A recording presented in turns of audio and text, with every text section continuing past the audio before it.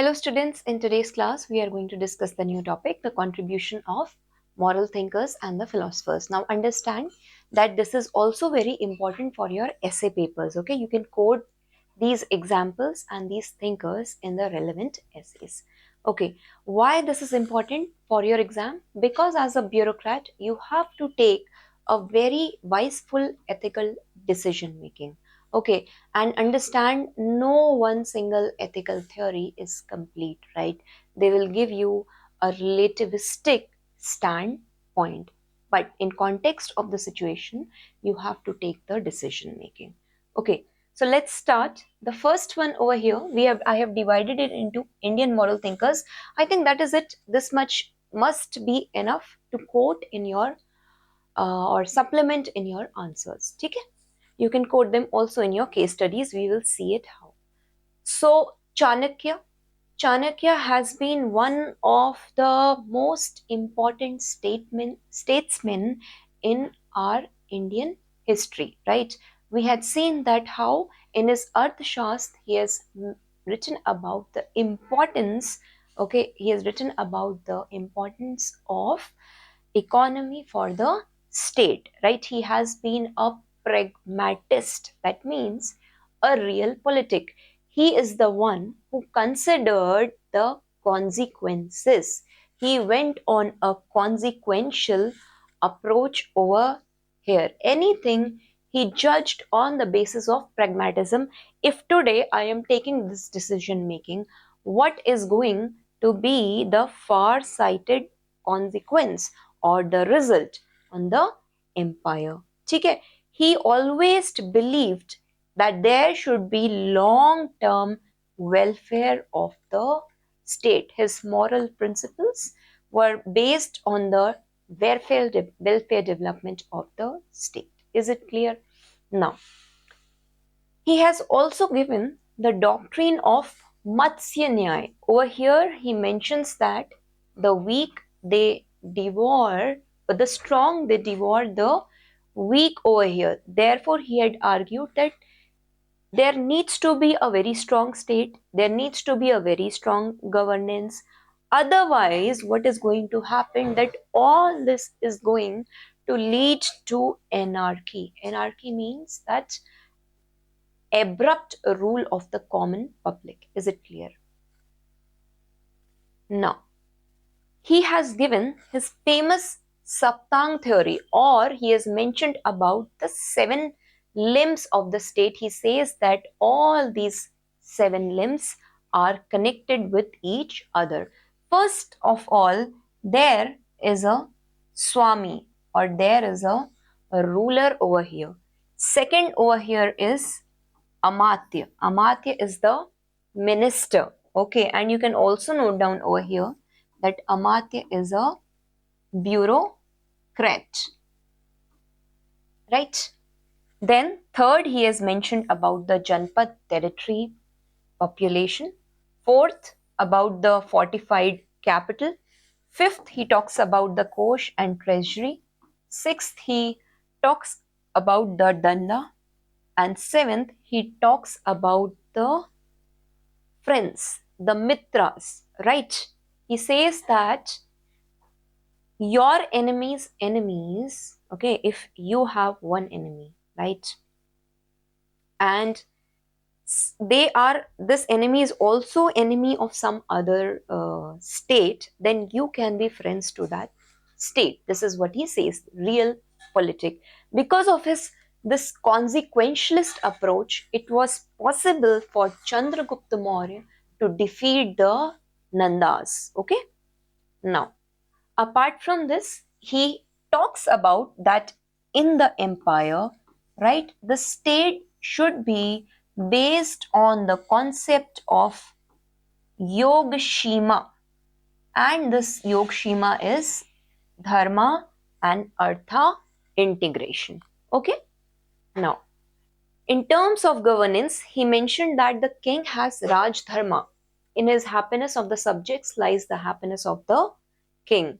Apart from this, in terms of administrative ethics, this we are going to discuss in detail when I'll be discussing about the philosophy of the administrative ethics. There I'm going to tell just as a fish is in the bowl, okay, just as there is a fish in the bowl, and you will never be able to know how much water a fish is drinking. Similarly, a bureaucrat who is present, you will never know how much corruption or corrupt practices are happening over there, how much loss of treasury to the states or public funds or the misappropriation of public funds will be there. For this, he has mentioned some methods we are going to discuss later. Okay. What is relevance of him today in terms of good governance, in terms of administrative ethics, right? Yoga concept, administrative ethics, how to stop the corrupt practices. That's why his emphasis is on hiring those people who are ethically more sound, or providing the value system training, right? For this, Indian government has brought Mission Karm Yogi, okay, balancing the security concerns with the civil liberties over here, the CSE in Saptang theory, anti-corruption frameworks in public administration, strategic thinking in foreign policy, a role of state in the economic regulation. The first one we have discussed over here, right? You can quote him. Second one over here, basically in terms of Gautam Buddha says that there are four Arya Satya, or four noble truth. First of all, there is suffering, there is misery in human life. There is this suffering which inherently arises from the attachment, right? Dukh Samudaya. And in the cessation, in the nirodh of this dukh, there lies elimination of the cravings. Okay? And then he said, in order to eliminate this, there is a eightfold path which leads to ending of all the sufferings, right? And this comes when there is a practical ethical guidance of Ashtangic mark over here. First, he talks about right view and right intent. Okay, then he talks about the proper ethical conduct over here, right speech, right action, and right livelihood. This is something that you have to learn, right? If a bureaucrat has a right view, if his intent is right, definitely his speech is going to be right. The actions he takes is going to be right. He is going to earn the right livelihood from there. Okay. Apart from this, he talks about mental discipline or samadhi. There is going to be a right effort. There is going to be right mindfulness. And all this is going to lead to a right concentration. Again, inherent value development in the bureaucrat. Okay. That's why, like Aristotle's golden mean, okay, Buddha talks about a middle way, which is also known as Madhyam Marg. ठीक है? He is talking that do not go to the extremes of the decision making as a bureaucrat. You have to see anything as a balanced, or you have to take a decision which is balanced. Now, second thing he talks over here is ahimsa and non-violence, right? That is, you do not harm or you do not kill. Then he talks about karuna or compassion. Compassion is when you act upon your empathy, right? When you step into someone's shoes, you analyze the situation, right? I've discussed earlier. And then you take action upon it. You just don't listen or just don't sympathize or empathize. Example over here is Mother Teresa. Okay? For all this basic ethical guidelines, he has laid down five methods over here. First of all, abstain from taking life. That means do not kill. Follow the path of ahimsa. Abstain from taking what is not given. Do not steal.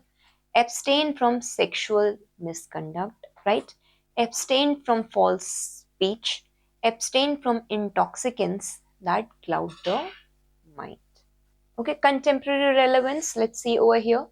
Mindfulness based approaches, somebody who is in the administration and he is mindful of the decision making over here. Is it clear? All this leads to mental health and upliftment in education. Apart from this, you can use his approach in environmental ethics, where you have to balance development and sustainability. Apart from this, he talks about conflict resolution and the peace studies. He talks about emotional intelligence in leadership. Okay. He talks about ethical consumption and right livelihood in business. He talks about prison reform and rehabilitation over punishment, right? Reformation, this we have seen in Kiran Bedi's Tihar jail reforms. Now, Mahavira. This time they asked the question, I think, in your mains, UPSC mains 2025, they have asked this, right? So the core ethical principle of Jainism is based on the policy of ahimsa or non-violence over here, which again means do not kill. They have talked about that there should not be any physical, verbal, or mental non-violence. Okay. Now, Jen, they talk about the theory of Anekantvad. Anekantvad means that there are multiple realities to the truth. Okay, suppose if there is a elephant, right?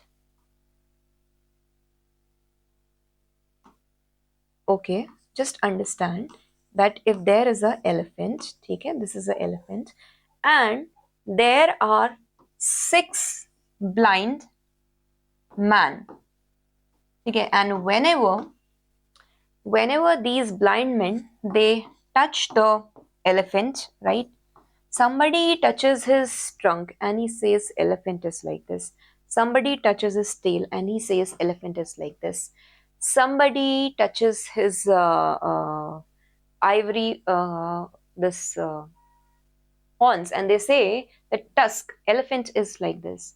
Somebody touches his ear flaps and they say elephant is like this. So elephant is like everything, right? The truth, the whole in totality is the elephant. So that's what Jainism says, that it is on this basis that truth and ethical implications are found. Okay? There are multiple sided of the realities. Is it clear? Now this teaches us tolerance. This teaches us diverse viewpoint.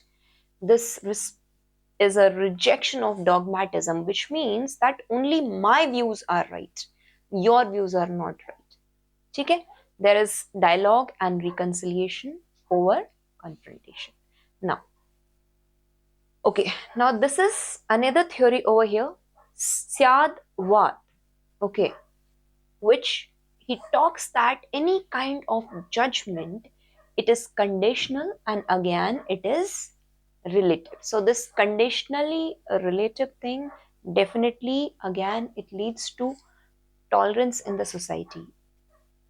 I may not agree with what you say, right? But I will respect the right for you of, I will respect that right which gives you that freedom to say. Is it clear? Except Indian Constitution has provided for hate speech. There are some there are some restrictions which are provided in Article 19, right? Okay. So this is what they have asked in your UPSC mains 2025, right?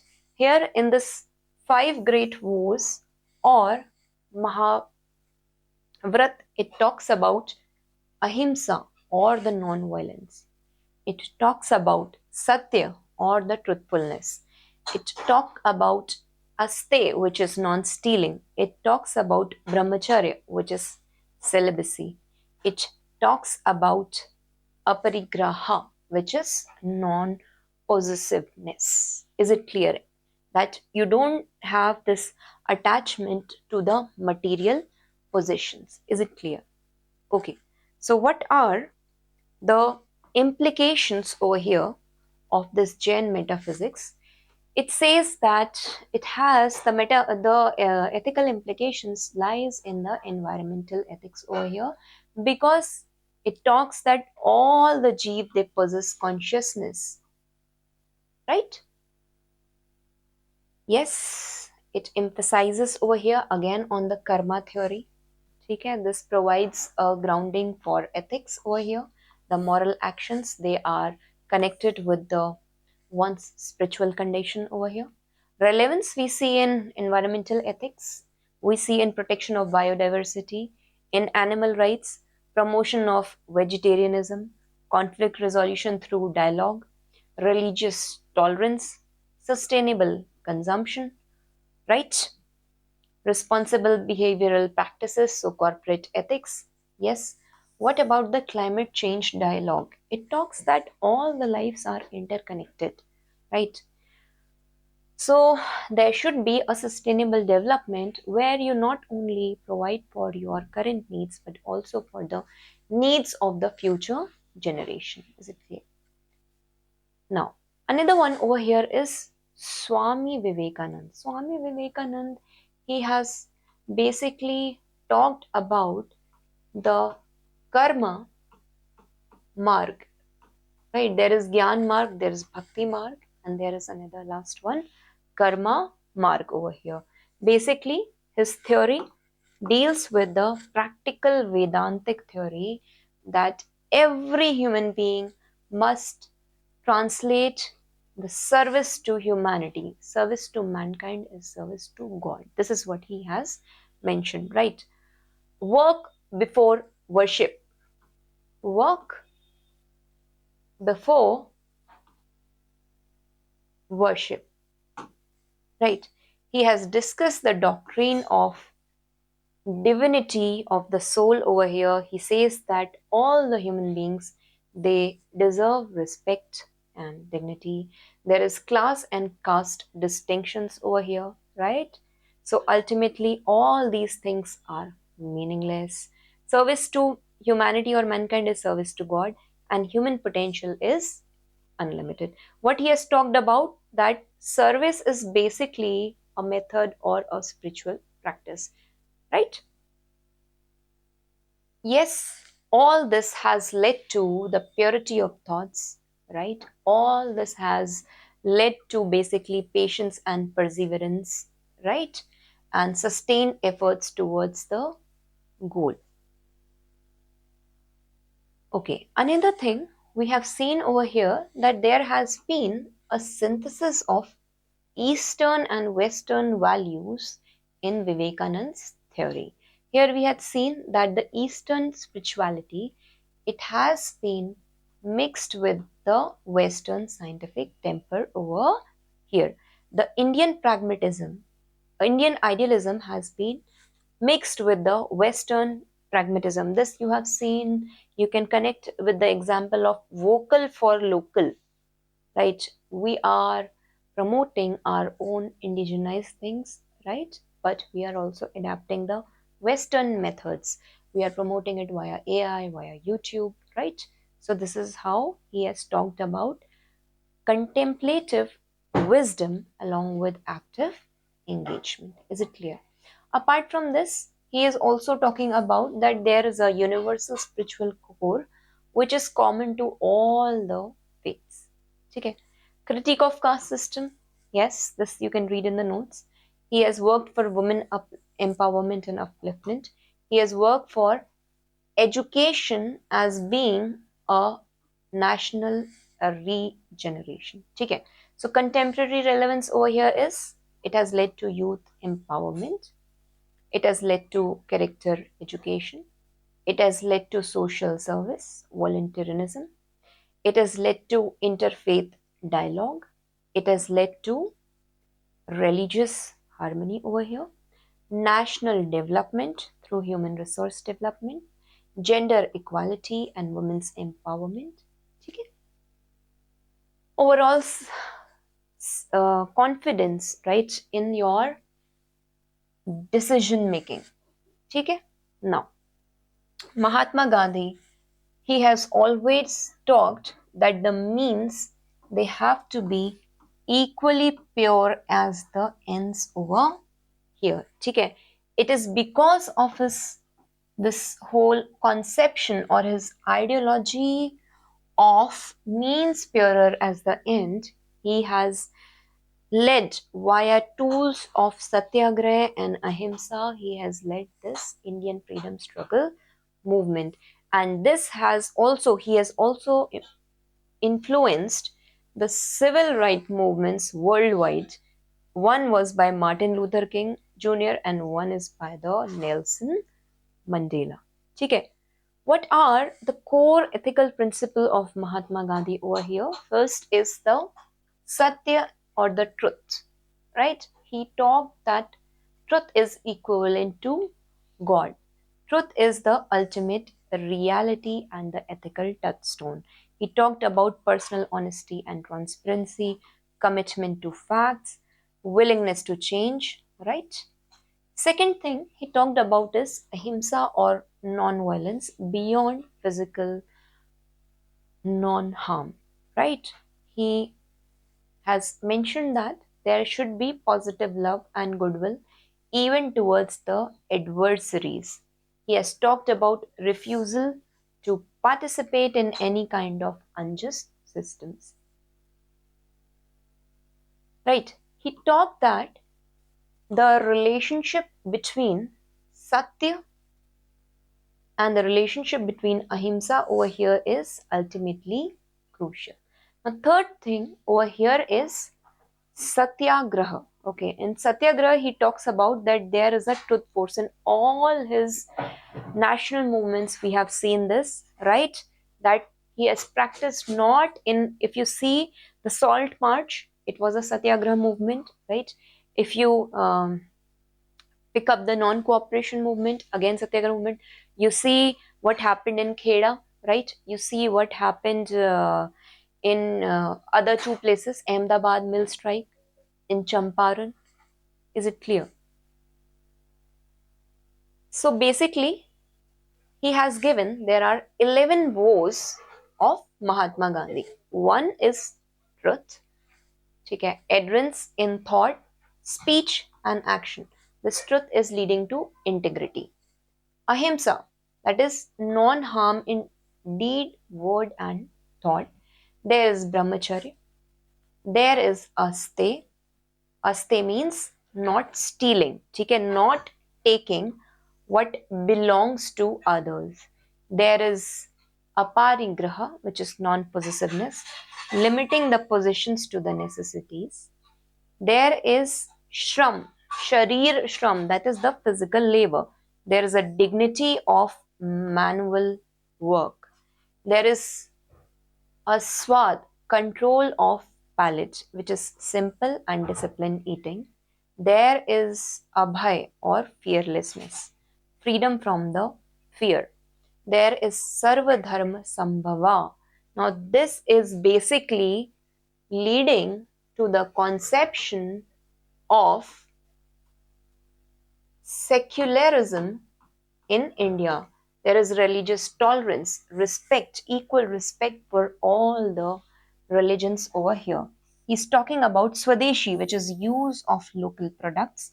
He talks about Sparsh Bhavna, removal of untouchability or social inequality which is prevailing in the society, that should be removed, and bringing in social equality. Okay?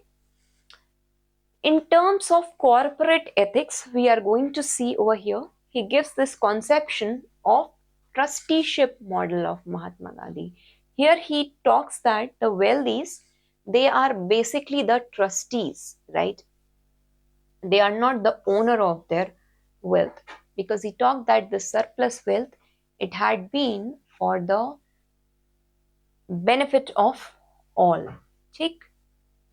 Apart from this, in its again economics, his economic ethics, he talked about Swadeshi. Swadeshi means self-reliance. Self-reliance, that is economic self-reliance, indigenous production, right? employment generation, environmental sustainability, there is going to be community solidarity. Okay. He has talked about Sarvodaya, or the welfare of all. Now, this is that the development, it must benefit everyone. Okay. Apart from this, especially the poorest over here. Here he talks of Antyodaya, which is upliftment of the last person. This is what I had been always talking as a bureaucrat. Your decision making should be such that even the person who is standing in the last line, he should be benefited by it. The disbursal of the welfare schemes, when you will be a district collector, it should be such that it is making a larger impact. Okay. Now, in the political ethics, he mentions that the Swaraj or self-rule, it has two dimensions. One, he talked about political independence from the colonial rule. Second, he has talked about self-discipline and moral autonomy. And true Swaraj is requiring both this internal and external dimensions. Is it clear? Yes, the means, they have to be pure as the ends, right? That is why when Chora Chori incident happened in 1921, he was the one who had basically taken back the non-cooperation movement. When the common public, they went inside and they had killed the 5 men in the police station, five police officials inside in the, they burned them alive over there in the Gorakhpur area, okay, Uttar Pradesh. So basically he was the one who is focusing on a duty based ethics of Immanuel Kant, right? He challenges this consequentialist approach. Okay, we have already discussed it in our first class. What is the relevance? We see non-violent conflict resolution. We see in the peace studies. We see environmental sustainability and simple living. We see over here in corporate social responsibility. We see in grassroots democracy and decentralization. We see alternative development models here. We see social movement and civil disobedience in communal harmony, religious tolerance, anti-corruption movements. We see in consumer ethics and conscious consumption. Is it clear? Now, Sri Aurobindo. Sri Aurobindo has given his theory of integral yoga. Okay. In his integral yoga, just a minute, that's too much of light. Okay, this is okay. Okay. He has tried to mention that there is a synthesis by which you have to work not only for the salvation of yourself but of all the people around you. Okay? Basically, he was initially a radical freedom fighter, right? But later part of life, he had focused on complete integral yoga and he had established a ashram in Puducherry. Okay? His works included The Life Divine, Synthesis of Yoga, and Savitri. What are the core philosophical frameworks over here? Right? He had rejected both world negating spirituality. This is, I think, not very important, and spirit denying materialism. No. Let's see what is important for your exam perspective. He was the one who has focused on education and action. One thing you can write down, he has talked about universal salvation of all sentient beings, not only yourself. Okay, he has talked about this evolutionary spirituality where a human reaches a higher status, and after reaching that, he basically tries to raise all the people to that level. Okay, for this, he has given the triple transformation method. Again, this is a part of philosophy, not for our this part. Okay, so this we can see over here. Apart from this, in his ethical theories, he says that he has been a critique of the conventional morality. He says that rules necessary for social functioning, but they must be limited. He mentions that a higher moral aspirations, okay, that transcend these social conventions. He talks about that action flowing from the spiritual realization is beyond the rules. Okay. He warned against this both moral rigidity and moral relativism. Again, talking about a balanced life over here. Okay. Again, he was the one who has emphasized on spiritual nationalism. He says that India's destiny is to lead humanity's spiritual evolution, but this requires material and social development along with the spiritual growth. He had talked about human unity over here. Okay, the goal of human evolution is eventual unity over here. It is not about uniformity, but it is about preserving the diversity. Okay. So basically, he was during the time of Indian freedom struggle movement, right? And he has transcended the narrow nationalism, and he had tried to preserve the cultural diversity over here. So if the question comes over here, you can emphasize that his theories have focused on humanism, okay, international cooperation, right, based on universal salvation for all, right, contemporary relevance over here in terms of education and development. We have seen that how his evolutionary perspectives talks about consciousness and ethics, balancing individual spiritual growth with society responsibility, how he talks of synthesis of East and West. He talks that this ethical, environmental ethics is grounded in the spiritual worldview, right? Okay, this is important, and write down this word over here in Ambedkar, which is constitutional.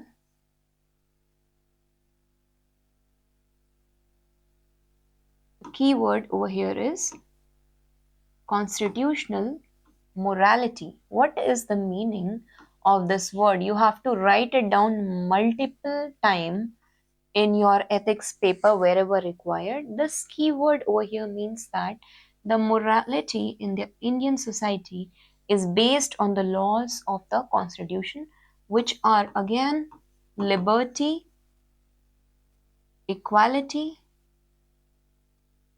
and fraternity. All this basically leads to a just society or prevalence of justice in the society. Is it clear? Right? Basically, he was the one. Because of him, affirmative actions have been provided in educational and public employment places, right? He had emphasized on liberty, equality, and fraternity. Liberty over here is not mere absence of restraint, but a positive freedom to develop one's own potential. There is equality of opportunity, right? You have these opportunities and you choose. Equality, it is not just legal equality, but a substantive equality which is addressing the historical injustices. And this is basically your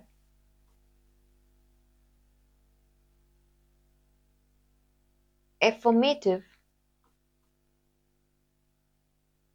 actions. Fraternity, again, it is a sense of brotherhood. This is essential for democracy. Without it, liberty and equality, they remain formal. He has emphasized that these three, they must go together. Yes, social justice is foundation for all, right? You can draw this diagram. Equality,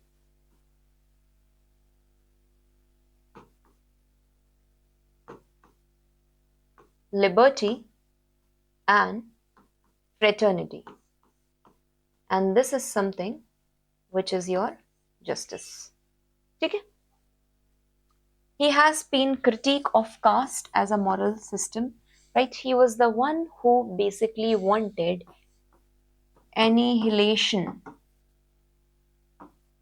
of caste. right? He was the one who has wanted the annihilation of caste.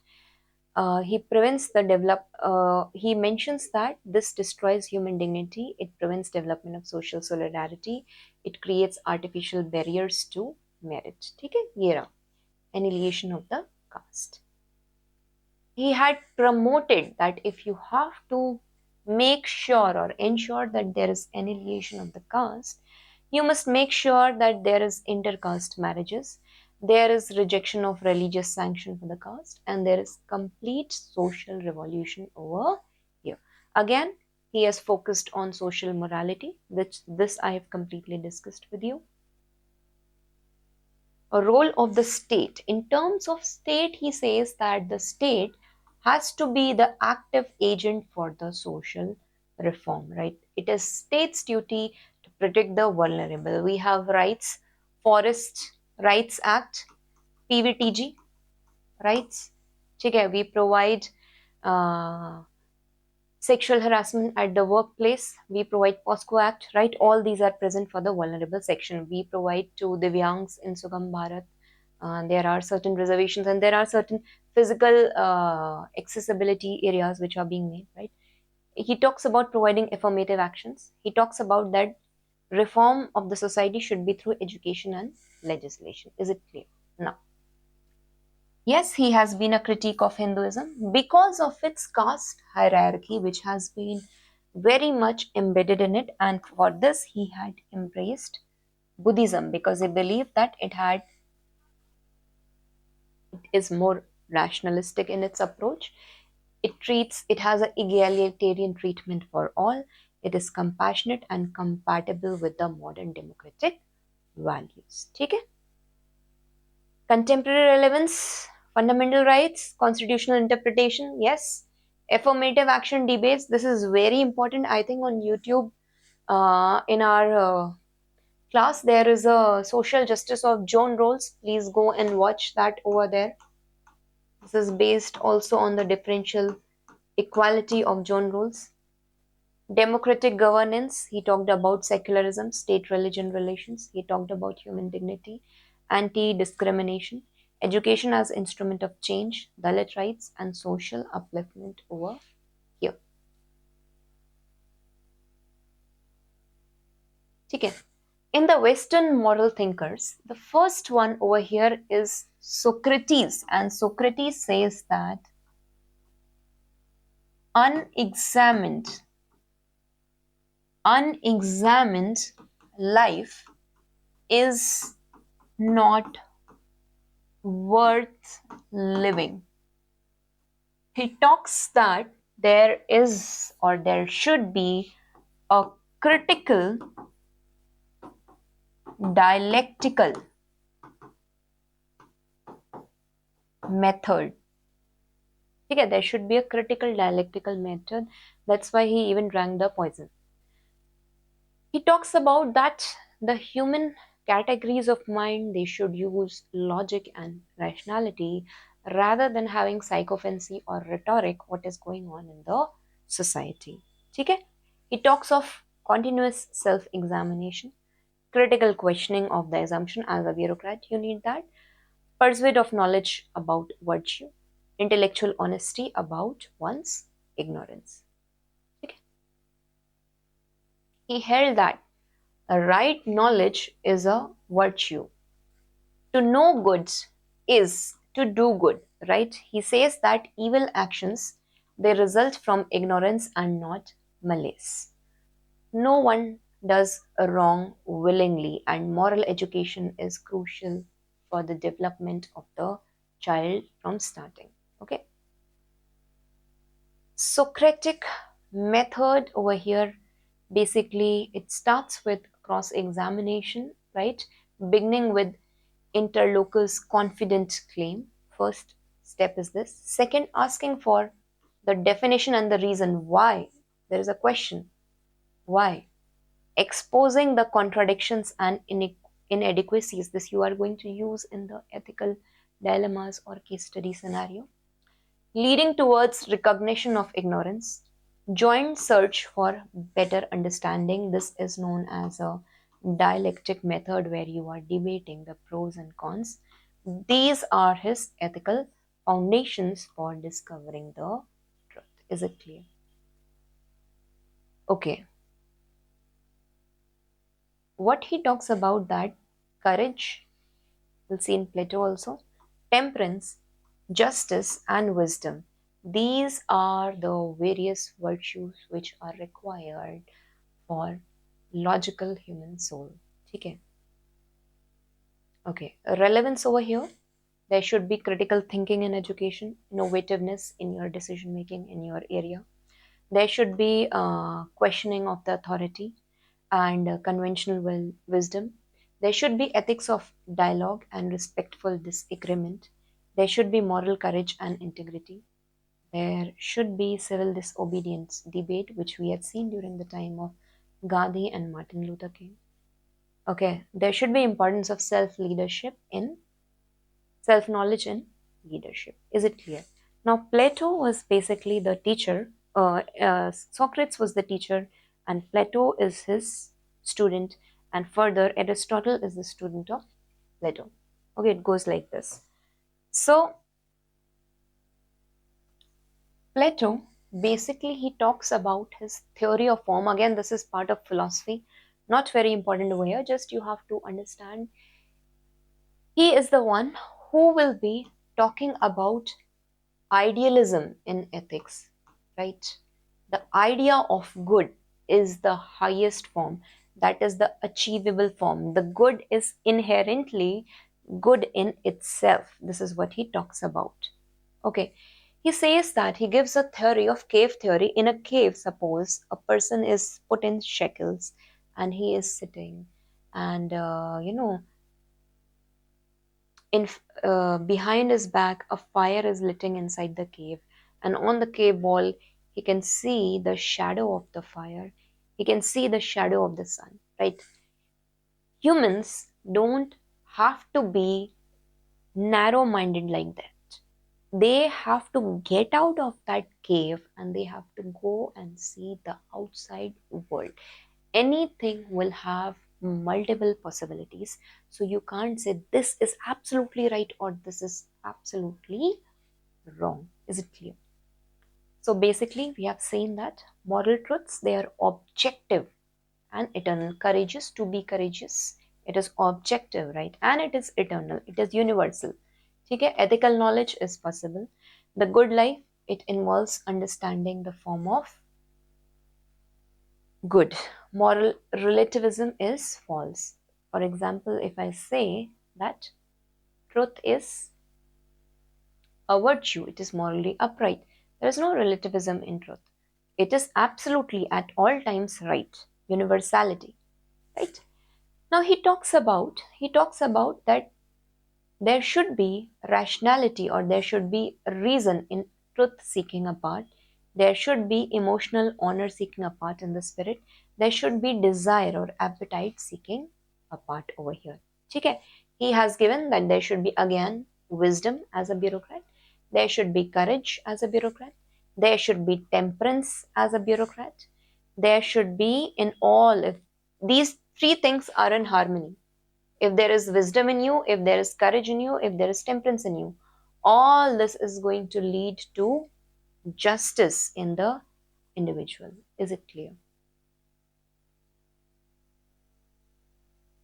Right, this is the allegory of cave example where I had been telling you.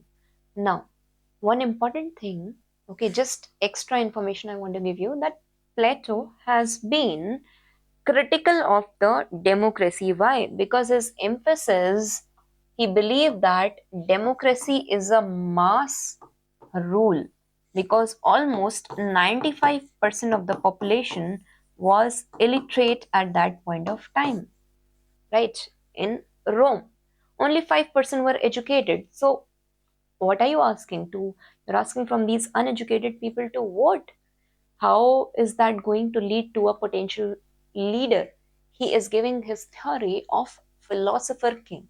He mentions that instead of democracy, the focus has to be on meritocracy. Again, Plato's theory is basically based on the teleology. If you see,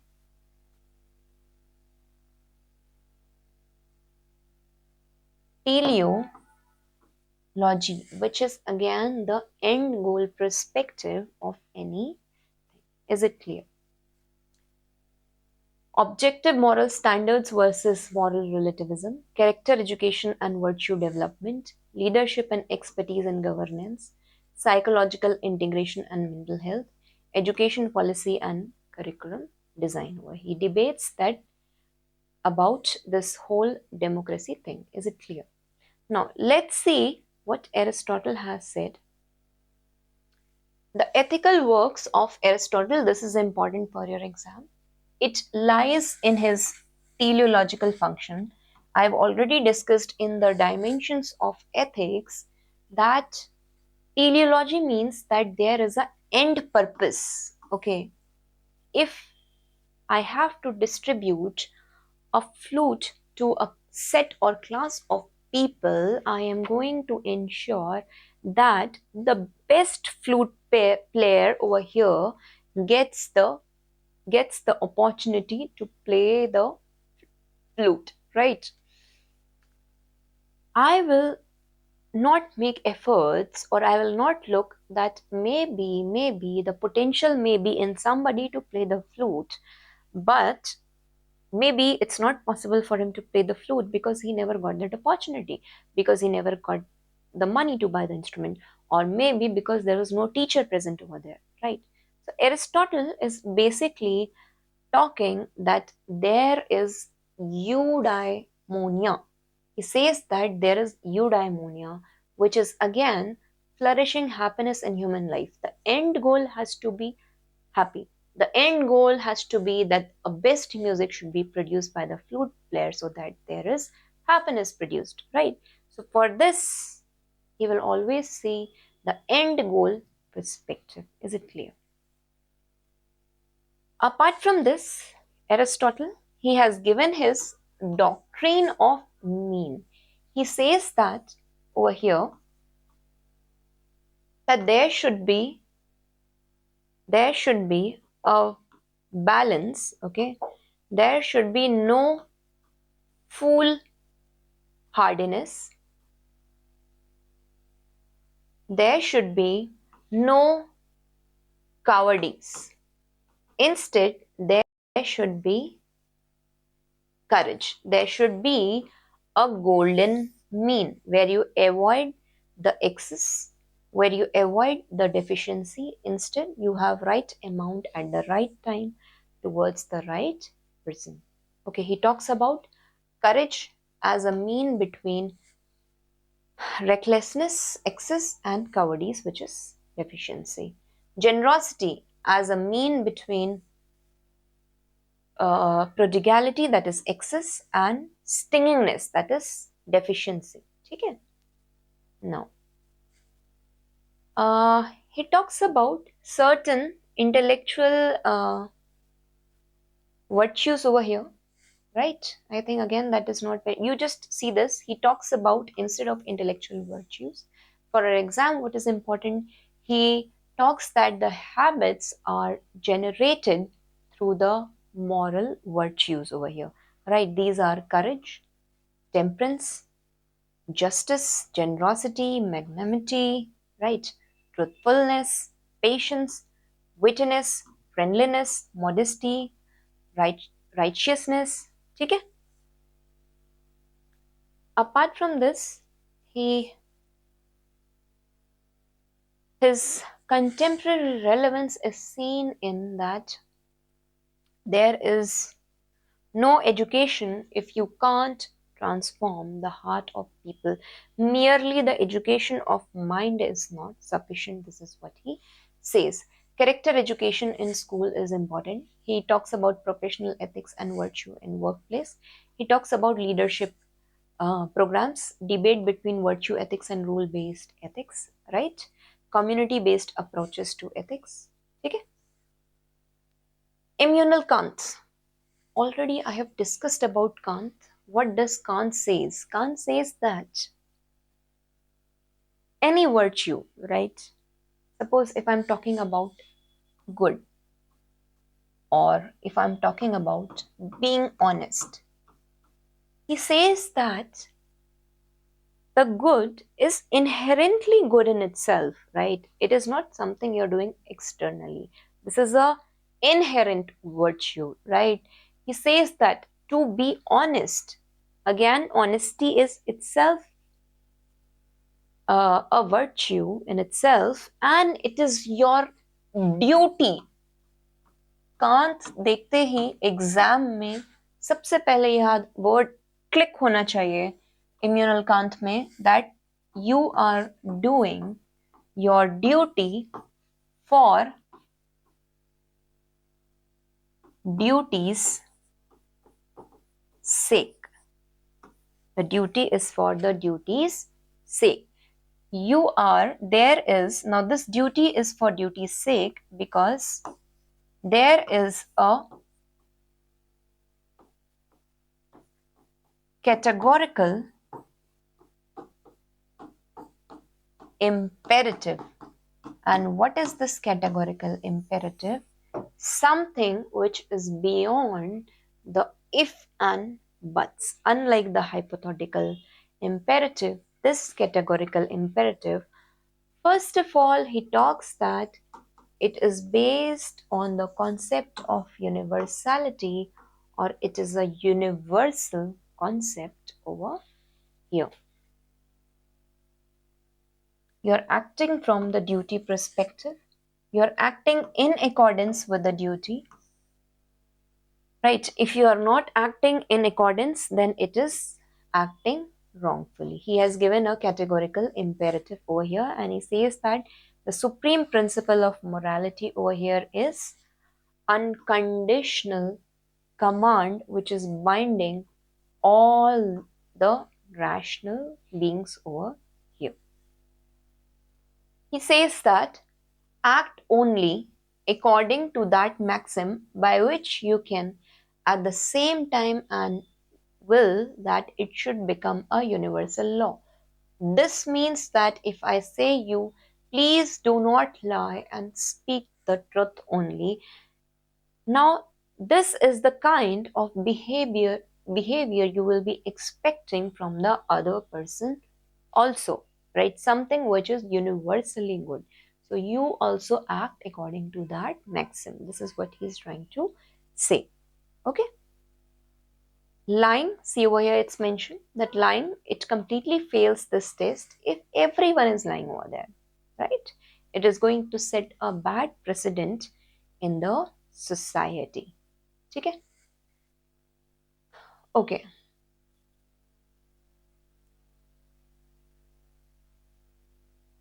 See, it is a hypothetical imperative. If you do this, I will do that, which is based on desire, right? Categorical is something which is away from any kind of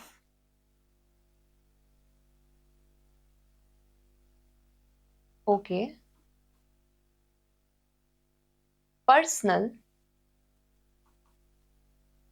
inclination. There is a dignity in the decision making. Okay. Practical application, definitely you can see over here human rights foundations.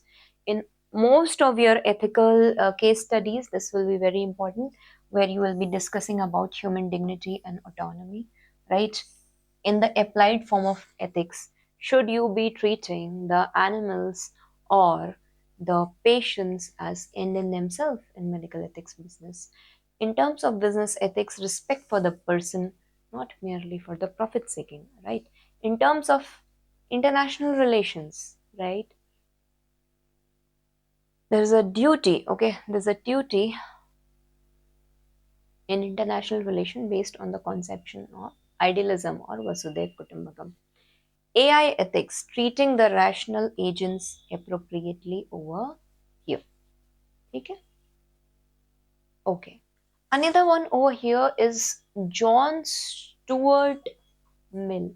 Now he has given a harms principle. This we are going to discuss. But before that, again, he is the one who is a consequentialist. or utilitarianist, he is focusing on the consequence or the end purpose over here. ठीक है, exponent of utilitarianism. What is the utility of the act done? What is the end purpose of the act? What is the consequence? What is the utility of that act? Suppose I have to lie, okay? I have to lie so that I can prevent the image of my brother in front of my mother in terms of very little thing, that maybe he is not able to get that salary for that month, right? So that the family is not, my long term objective is to prevent the dignity of my brother, to prevent that my family does not get tense, right? That harm which I'm taking over here, what is the utility of that? This is what he talks. Now, this theory bases over here that there should be maximum welfare, there should be maximum good of the people, right? There should be minimizing the pain of the people over here. For example, National Food Security Act. India is getting a lot of comments from WTO regarding this, the kind of subsidy the government is giving, National Food Security Act. But again, why government is taking that step? Because for the welfare of the larger public, it has to take such decisions. Okay. Bentham, this is about John Stuart Mill. He talks that right action maximizes the total happiness for all the affected parties. What happened during the time of COVID pandemic? Government had mentioned that usage of the vaccine is now mandatory if you are coming in public spaces, right, to prevent or to contain the spread of that virus, right? But some were mentioning that it is against right to life, it is against right to dignity, right? So basically, but government had to impose that action or do the right action because it was impacting the maximum life over there. Okay? Now, again, John Stuart Mill. ठीक है, ठीक है. This is an utilitarian perspective that I have discussed in my first class. Okay, this is what I was talking about. In his book on liberty, he has discussed about the harms principle. He says that there are self-harming actions, there are other harming actions, right? So in terms of this, he protects personal liberty from the state and social interference. He allows experiments in living. He limits the paternalism of state. He distinguishes this with self-regarding and other regarding actions. In terms of self-regarding actions, you have this complete liberty. But when you are talking about the other regarding action, right, then you have to be little careful, because you can't go and abuse someone, you can't go and lynch someone. This is what have been happening over here. He has totally rejected these other regarding actions, and in today's time we are seeing this in context of mob lynching, we are seeing this in context of cow lynching, we are seeing this in context of cow vigilantism, we are seeing this in terms of casteism, right? He has said that these are not allowed. Okay, okay, I think that is enough. Let's take the another thinker over here, John Rawls. Okay, John Rawls. Now John Rawls, basically he has given a theory of social justice. I have earlier also discussed that he says that there should be, okay, he says that there should be prevalence of uh, equality in the society. But this equality should be based on the concept of differential equality. Can you ask a pregnant lady, a child, okay, a old man, a disabled man, a marathon runner, can you judge that person running on the same platform? Never. The starting line will be different for everyone, right? Now, this is equality, but a differential form of equality. Now, this in India, we have seen in terms of affirmative action or the reservation system, which basically provides for uh, upliftment of the marginalized sections of the society because of the social and historical justices which had been done with them. Okay, so for this he says that as a bureaucrat you need to have that veil, you need to put up that veil of ignorance, okay, and in this veil of ignorance you keep your predispositions behind and then you take the decision making over here. Is it clear? Okay, the first principle over here is absolutely, the one over here is the liberty principle. Okay, and the second one over here is your differential equality or the difference principle over here, which leads to fair equality of opportunities. Is it clear? Now, let's see where is its contemporary relevance. We have already discussed affirmative actions, debate about income inequality, healthcare policy, global justice, international relation, constitutional design, balancing liberty and equality, deliberative democracy. Okay. Acha, one last thing which I would like to discuss over here, we have already discussed in Aristotle's contemporary hires, we'll see.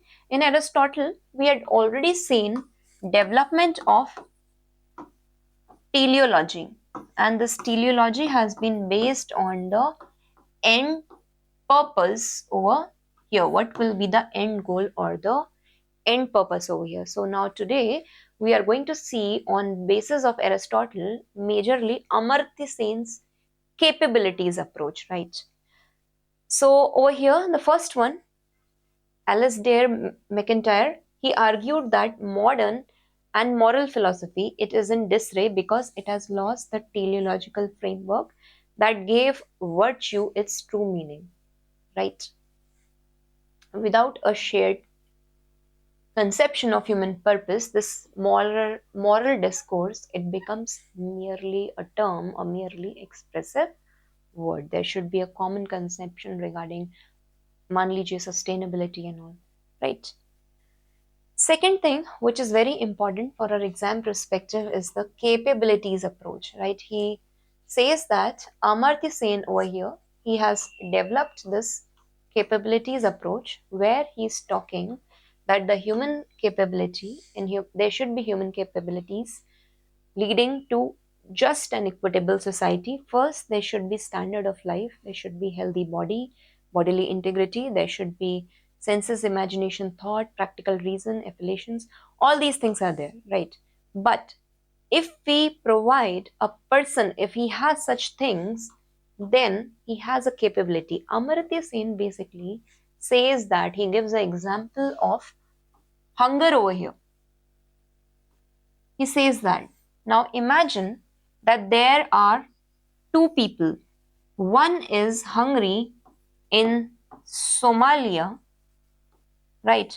Because there is no food. And one is actually over here in some Delhi protest. He's sitting and he is on the hunger strike. Now see over here, both the people are hungry. Okay. This person, he actually has the capability to buy food. But this person in Somalia, Africa, some part, hypothetically, he does not have that money, he is not capable enough, he does not has even the actual position to reach the potentiality. So how is it possible that there can be a just equitable society? So what Amartya Sen says that there should be bare minimum equality of opportunities that a state should provide. Some basic amenities should be provided so that the individual can actually attain his actuality. Is it clear? Contemporary relevance we had seen in human development indices, we had seen in international developmental ethics, we had seen in education policy, professional ethics in medicine, law and business, community and tradition in moral life. We have seen that in ethical emotional decision making, this is also important. Now, very quickly, let's take a comparison of the ethical theories. My class 1 dimension of ethics and this. Okay? The basically these ethical framework, all these ethical frameworks are the normative frameworks over here. Okay? Deontology is your duty based ethics. Okay? Consequentialism, it is based on the consequence of the act over here, versus virtue based ethics, it is based on the virtues. Okay? See over here, the deontology, it focuses on duty, rules and intentions. Consequentialism, outcome and the consequences, not considering what is coming in middle. Virtue, again, it depends on the character and the value, virtue development. This follows the moral rule that lying is wrong. That means the means have to be purer as the ends. This, even if you have to lie for a bigger purpose, do that. Okay? This virtue ethics. Okay? It talks about what a virtuous person would do at that point of time. Moral worth over here is that you act for duty's sake with your categorical imperative as a bureaucrat. Right? Here you are working to produce or maximize the efficiency in the administration. Here you are expressing the virtuous character. Now the question asked over here is, what is my duty? Okay, here what produces the most good out of the ethical action which is taken? What kind of person should I be? That is your virtuous ethical part over here. Okay. Again, Indian ethics and Western ethics also I have compared over here. This is for you guys to study. For the quick revision, I have put up Kautilya, pragmatic ethical governance, administrative ethical governance, Yogashima, Buddha, ending the suffering through the right living. Okay? Mahavira, non-violence and many-sidedness, Anikantvad to reality, multiple ethical relativism it talks about. Vedanta, practical Vedanta and service of Vivekananda, truth and non-violence of Mahatma Gandhi, integral evolution of consciousness Aurobindo, social justice and constitutional morality of Ambedkar. If I'm talking about Socrates, he's talking about knowledge and critical questioning. Plato, he talks about good as the highest form. Aristotle, he talks about eudaimonia or flourishing happiness. Okay? And Kant over here is talking about duty-based ethical approach. John Stuart Mill, he talks about greatest happiness for greatest number of people. John Rawls, he's talking about justice as fairness or social equality. Okay? Some important quotations are there. This you can note down. Okay, I will share the PDFs. And from these thinkers only, multiple times they have asked the question, what you have to do in your PDF. Please again go and see the core ethical principles and then try to connect it with the contemporary issues. What is happening in this digital age? What is the impact on environmental ethics? What is the impact on this media ethics? What is the impact? Applied part they're asking, right? What is its impact in democracy in today's time, right? So all these you have to apply and write over there. And I hope you all are writing the answers. Okay? And I will make sure, please connect with me for getting your copies evaluated and the feedbacks. Thank you.